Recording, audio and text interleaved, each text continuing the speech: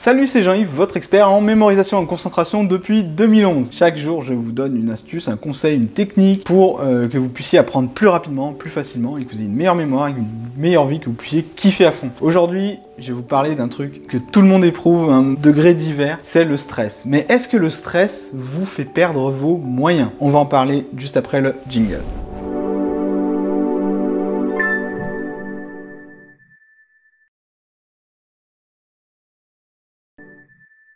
Personnellement, ça m'arrivait énormément, c'est-à-dire que j'avais une bonne connaissance des choses, mais arrivé le jour d'un examen, le jour d'un oral, le jour d'un concours, même professionnel ou d'un entretien, je perdais totalement mes moyens, ce qui fait que j'oubliais plein de choses. J'avais l'impression que rien ne se passait comme je voulais, et du coup, je m'en voulais parce que je me disais, t'as pas assez révisé, t'as pas assez revu ce qu'il fallait voir, t'as oublié des choses bêtes, etc. Mais sachez que il est montré que le stress peut vous faire perdre jusqu'à 40% de vos capacités. Donc 40% des choses que vous avez apprises peuvent s'évanouir à cause du stress. Ça se traduit comment ça? Et pourquoi? Comment ça se fait que le stress peut vous faire perdre vos moyens alors que vous avez l'impression de maîtriser quelque chose? Quand vous êtes en phase de stress, la pression sanguine augmente, les battements de votre cœur s'accélèrent et vous avez tendance à être un peu plus en apnée. C'est-à-dire que votre respiration se coupe un petit peu. En se coupant, en étant en apnée, le cerveau n'est plus oxygéné.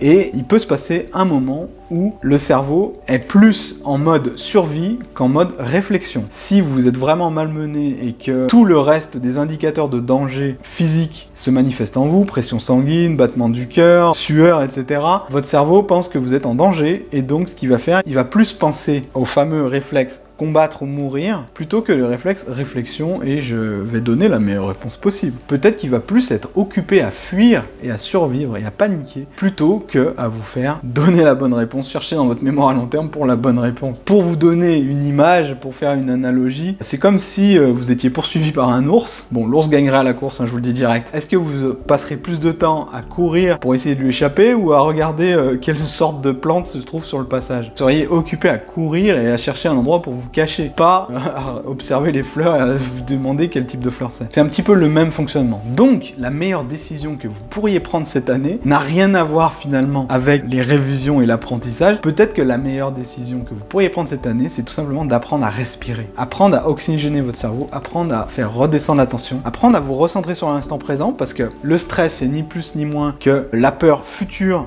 de ce qui va vous arriver. Donc votre cerveau est dans le futur, il n'est pas dans le présent, il anticipe quelque chose qui peut se produire, il a déjà peur. Apprendre à vous recentrer sur vous-même, à méditer, à respirer très profondément, faire une sorte de crise de calme finalement, ça peut vous aider à reprendre, à réirriguer le cerveau, à réoxygéner le cerveau en fait, et ça peut vous aider à surmonter quelque chose qui peut faire la différence entre quelqu'un qui arrive à passer ses examens et quelqu'un qui échoue. Donc voilà, est-ce que ce ne serait pas quelque chose dont vous souffrez, le stress? Est-ce que vous avez des petits trucs, tiens, pour aider à combattre le stress? Partagez dans les commentaires ci-dessous. C'est un ennemi qu'il va vous falloir vaincre, et pas qu'au niveau scolaire, hein, plus tard dans la vie professionnelle. Enfin, le stress, ça suit tout le temps, et ça fait beaucoup de dégâts. Donc voilà, respiration, méditation, recentrage sur toi, recentrage sur l'instant présent. Vous encouragez, hein, je l'ai dit que rationnellement, si vous avez bien fait votre boulot, il n'y a pas de raison que vous échouiez. Peut-être qu'on essaiera de vous piéger, certes, peut-être que le stress vous fera perdre ce que vous aviez envie de dire, mais ce sera pas 40%, ça sera peut-être 10%, et déjà, vous serez plus en confiance pour passer des épreuves et pour être testé, justement. Voilà, je vous souhaite bon courage et à bientôt pour la prochaine vidéo. Salut!